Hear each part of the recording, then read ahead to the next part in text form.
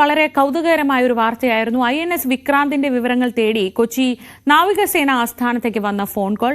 ഇതിങ്ങനെ അതിർത്തിയിൽ വലിയ ബഹളങ്ങളൊക്കെ നടക്കുന്ന സമയത്തായിരുന്നു നാവികസേന ആസ്ഥാനത്തേക്ക് അങ്ങനെ ഒരു ഫോൺ കോൾ വന്നത്. ആ വ്യാജ ഫോൺ കോളിൽ അറസ്റ്റിലായ മുജീബ് റഹ്മാനെ പോലീസ് കസ്റ്റഡിയിൽ വാങ്ങും.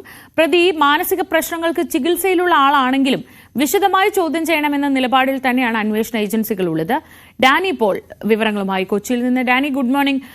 ഞങ്ങൾ വളരെ തിരക്കിൽ ഡെസ്കിൽ മറ്റേ അതിർത്തിയിലെ കാര്യങ്ങളൊക്കെ പറയുമ്പോഴായിരുന്നു നേവൽ ബേസിലേക്ക് ഇങ്ങനെ ഒരു കോൾ വരുന്നതും കറാച്ചി ഭാഗത്ത് തന്നെയാണോ INS വിക്രാന്ത് ഉള്ളത് എന്ന സംശയമൊക്കെ ഉയരുന്നതും. അതിനെ നമ്മൾ ഈ പറയുന്ന തമാശയ്ക്കപ്പുറത്തേക്ക് വളരെ ഗൗരവത്തോടെ നേവിയും പോലീസും ഒക്കെ എടുക്കാനുള്ള കാരണം എന്താണ്?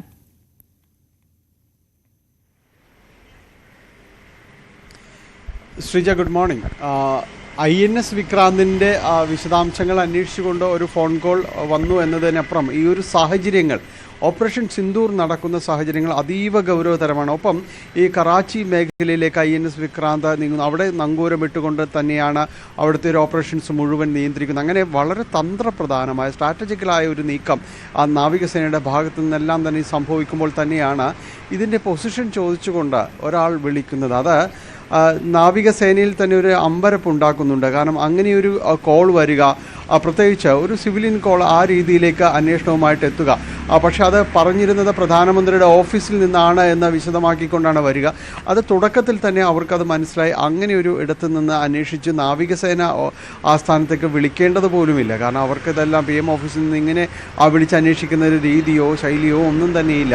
പിന്നെ എന്തുകൊണ്ട് എന്ന് പറയുമ്പോൾ അവിടേക്ക് വരുന്ന ഓരോ കോളും വസ്തുതാപരമായി വിശകലനം ചെയ്യാറുണ്ട് അവർ. കൃത്യമായി ഇത് ഒരു രാജ്യസുരക്ഷയെ ബാധിക്കുന്ന ഒരു നീക്കവും ഒരു കാര്യവും അവരങ്ങനെ പരിശോധിക്കാതെ വിടില്ല എന്നാണ്. നമുക്കറിയാം, നേരത്തെ ഈ INS വിക്രാന്തിൻ്റെ നിർമ്മാണ കാലഘട്ടത്തിൽ തന്നെ അവിടെ അതുമായി ബന്ധപ്പെട്ടുകൊണ്ട് ചില കാര്യങ്ങൾ ഉയർന്നിരുന്നു. കാരണം ഇതിൻ്റെ ഈ വിശദാംശങ്ങൾ അന്വേഷിച്ചുകൊണ്ട് ചില കാര്യങ്ങൾ അവിടെ നടന്നിരുന്നു. ചില രേഖകൾ അവിടെ നഷ്ടപ്പെട്ടതായിട്ടുള്ള കാര്യങ്ങളുണ്ടായിരുന്നത്. ഇതിനെക്കുറിച്ച് അന്വേഷിച്ചത് NIA-യും റോയും ഉൾപ്പെടുന്ന ഒരു വലിയ സംഘമാണ് ഇത് സംബന്ധിച്ച് അന്വേഷണങ്ങൾ നടത്തിയത്. അപ്പോൾ ഈ കാര്യങ്ങൾ ഒരിക്കലും അവർ വിട്ടുകളയാറില്ല. അതേ ഗൗരവത്തോടു കൂടി തന്നെയാണ് ഈ കേസിനെയും അവർ സമീപിച്ചത്. അതുകൊണ്ട് തന്നെയാണ് നാവികസേനയുടെ ഭാഗത്തു നിന്ന് തന്നെ ഒരു പരാതിയായിട്ട് ഹാർബർ സ്റ്റേഷനിൽ അവരൊരു പ്രൊസീജിയറിൻ്റെ ഭാഗമായിട്ട് പോലീസിന് കൈമാറിയത്. ഒപ്പം അവരും ഈ രീതിയിലൊരു അന്വേഷണത്തിലേക്ക് പോകുന്നു. പോലീസ് തുടക്കത്തിൽ തന്നെ ഈ കോള് പരിശോധിക്കുമ്പോൾ മനസ്സിലാവുന്നത് ഇത് ലൊക്കേഷനും കാര്യങ്ങളും എല്ലാം ഇവിടെ തന്നെയാണെന്ന്. തുടർന്ന് ഈ കോഴിക്കോട് സ്വദേശിയായ മുജീബ് റഹ്മാനോട് ഹാജരാകാനായിട്ട് പറയുന്നു. അദ്ദേഹം ഹാജരാവുകയും എല്ലാം തന്നെ വളരെ കൃത്യമായിട്ട് ചെയ്തു.